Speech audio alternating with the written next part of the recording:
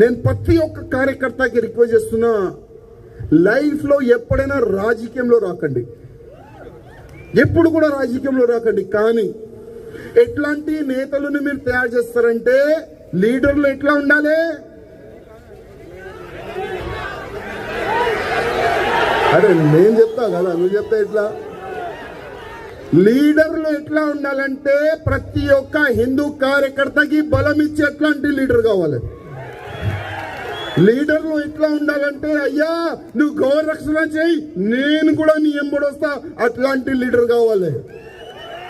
అయ్యా నువ్వు గౌరక్షణ చేస్తున్నావు కదా, నీకు ఎవరైనా ఏదైనా పోలీస్ స్టేషన్లో ఆపితే ఒక ఫోన్ చేయి, ఏదైనా అయితే కూడా నేను వస్తా నీ గురించి, అట్లాంటి లీడర్లు కావాలి. లవ్ జిహాద్ గురించి కానీ, కన్వర్షన్ గురించి కానీ ఇవాళ ప్రతి ఒక్క కార్యకర్త కొట్లాడుతుండు, ఫైట్ చేస్తుండు. వాళ్ళకి కాపాడేట్లాంటి లీడర్లు మనకు కావాలి.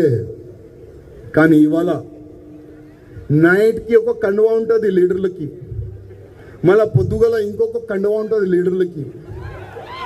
ఇప్పుడు వేరే కండువా వేసుకుంటే హిందూ ముస్లిమ్స్ బాయ్ బాయ్ స్లోగన్ ఇస్తాడు ఆయన. అదే మళ్ళా ఆ పార్టీ వాళ్ళు టికెట్ ఇవ్వకపోతే మళ్ళా ఆరెంజ్ పార్టీ అంటే కాషాయం పార్టీలో వచ్చి కాషాయం జెండా వేసుకొని, కాషాయ కండువా వేసుకొని జై శ్రీరామ్ అంటే డూప్లికేట్ లీడర్ అంటారు దానికి. అది ఒరిజినల్ లీడర్ కాదు, ఎప్పుడైనా యాద పెట్టుకో, అది డూప్లికేట్ లీడర్ అంటారు. అట్లాంటి డూప్లికేట్ లీడర్ అవసరమా మనకు? అవసరమా?